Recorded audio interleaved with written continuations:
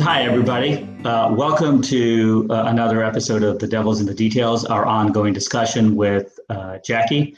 My name is Riaz, and we've brought this discussion to you through Ask Claire. Ask Claire is a digital service for people who are looking to learn more about their Medicare options.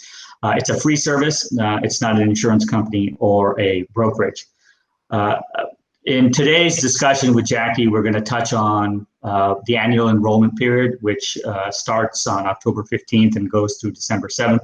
It's the annual ritual that people with Medicare Advantage and Part D in particular are familiar with. Your mailboxes are probably filling up, and your TV commercials are probably skewing more towards Medicare ads. And it's an important time. And the discussion here with Jackie is going to really be around, well, how do you think about this timing and whether or not you should be reviewing and comparing options and how to think a little bit about that. And again, as an introduction, Jackie has spent many years in the Medicare education business and really has served a lot of people in the California area navigating Medicare. She is not a broker and she is not a insurance executive. She's an educator, and with that, Jackie, it's AEP, and something I know you're familiar with, and you know,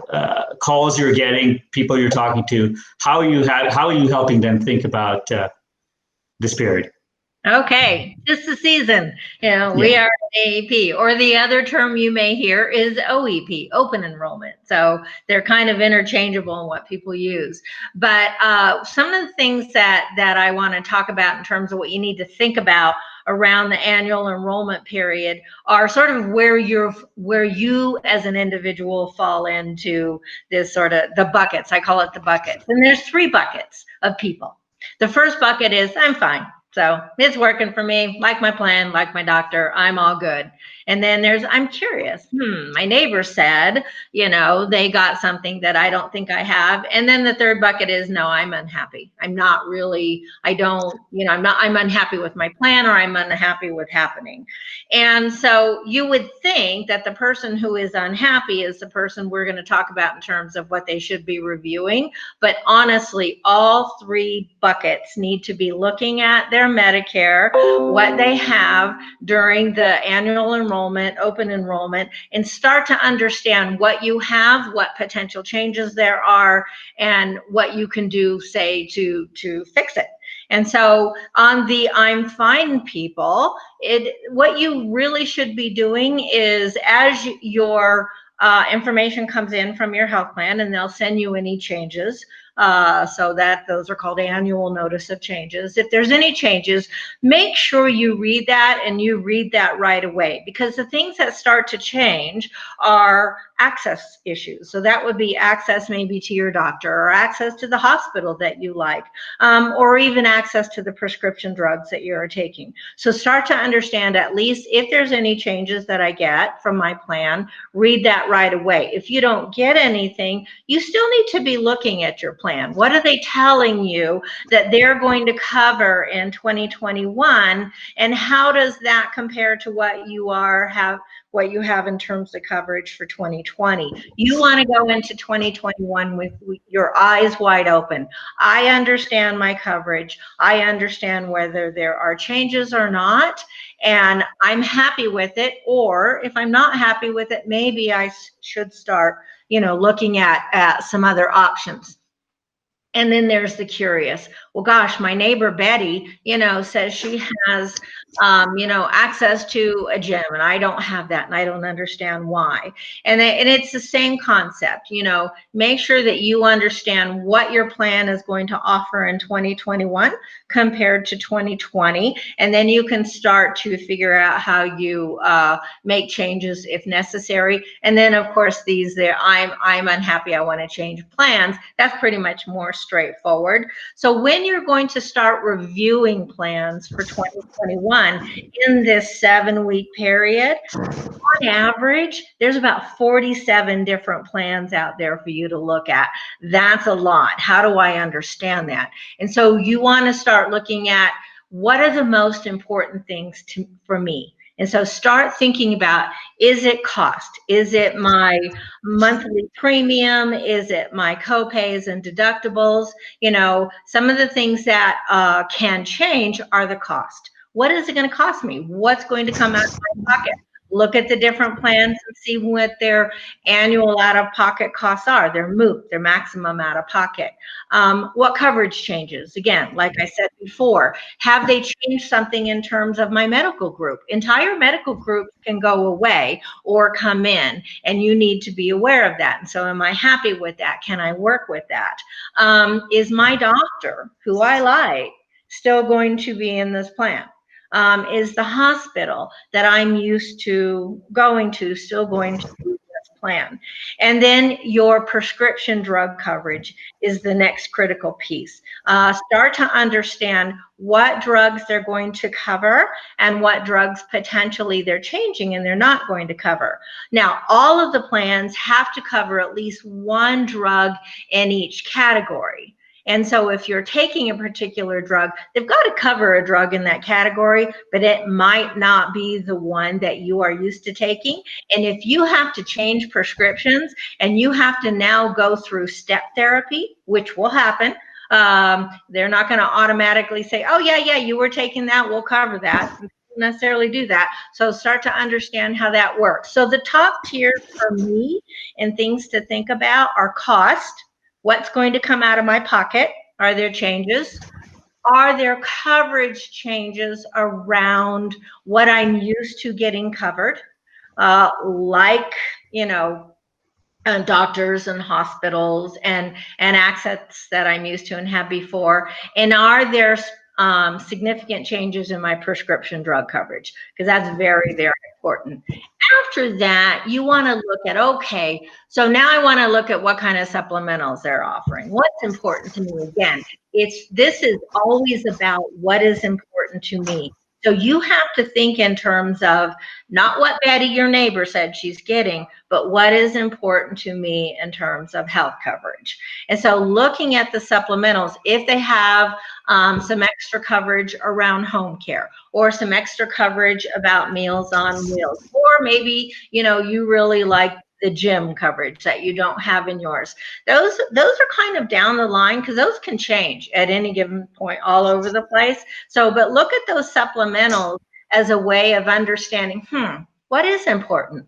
What's important to me, making it worth changing.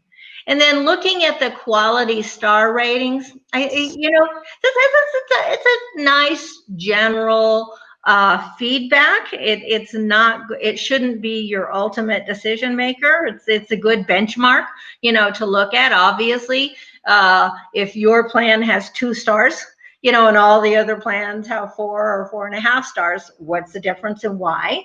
You know, so start to sort of do a little deeper dive on that.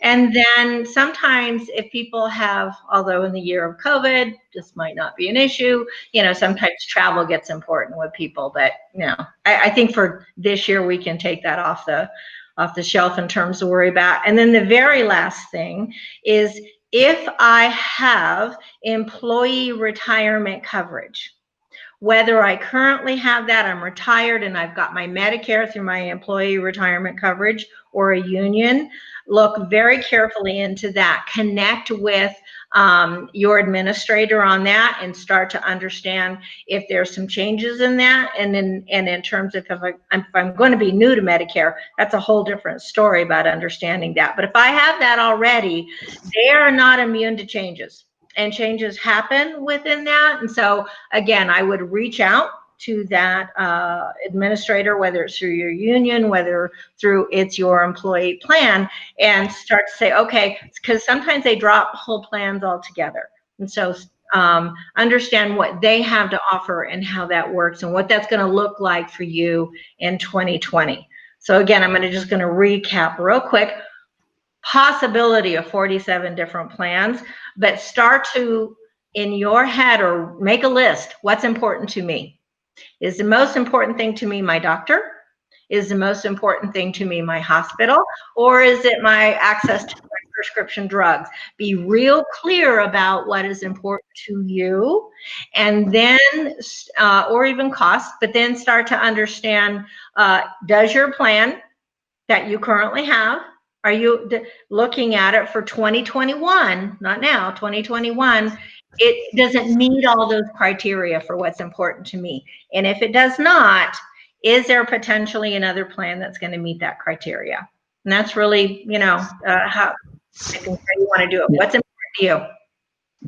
Thank you for that, Jackie. I think this is a daunting process, and it's pretty common from the conversations that we've had that people don't always feel like it's an easy process or worth doing, and you're framing that. Take a look at what you have, make sure it still meets your needs, make sure it is both from a coverage, from a quality, and from an access standpoint, going to do what you need it to do. And starting out by looking at the annual notice of change, the ANOC, which at this point everybody should have received if you're in an existing MA or Part D plan. And so start with that and then work your way. I think the other point is that how you look at benefits versus quality versus the supplemental benefits.